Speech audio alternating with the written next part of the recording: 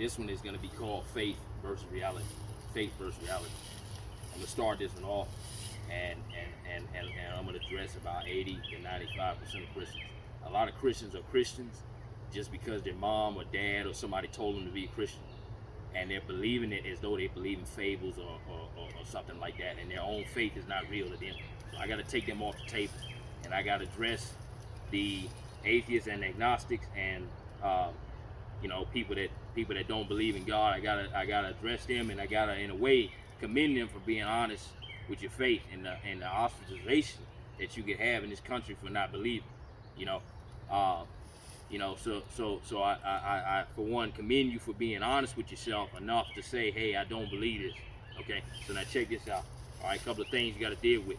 Okay, if you're on that side, a couple of things you got to deal with. You got to deal with the fact that Darwinism, evolution. Okay, a lot of it is led to racism. Okay, a lot of it is led to terrible people taking it out of context. I mean, you got stuff as far as the early Darwinistic theories. They say African Americans had weak legs.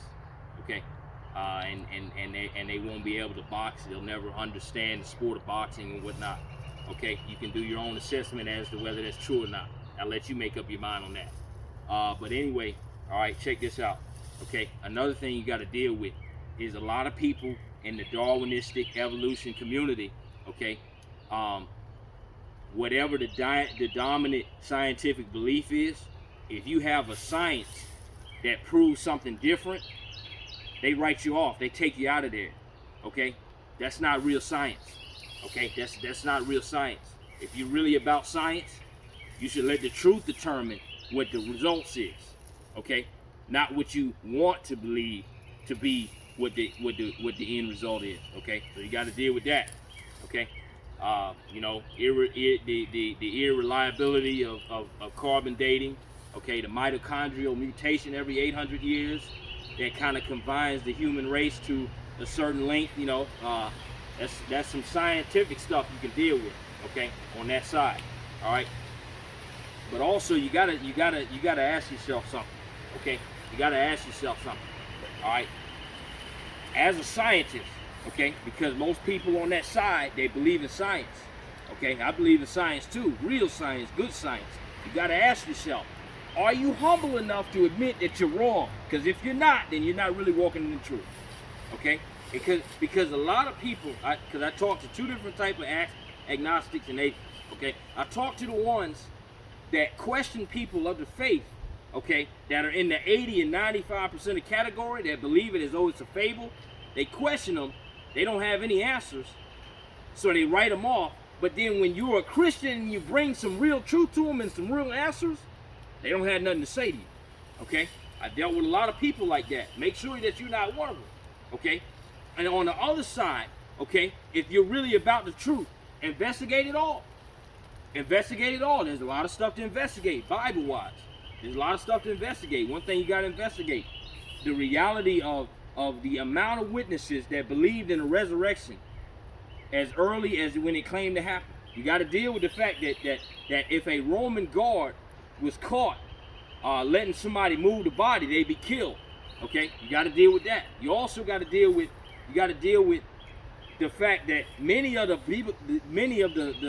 biblical prophecies, okay, many of them have already come true.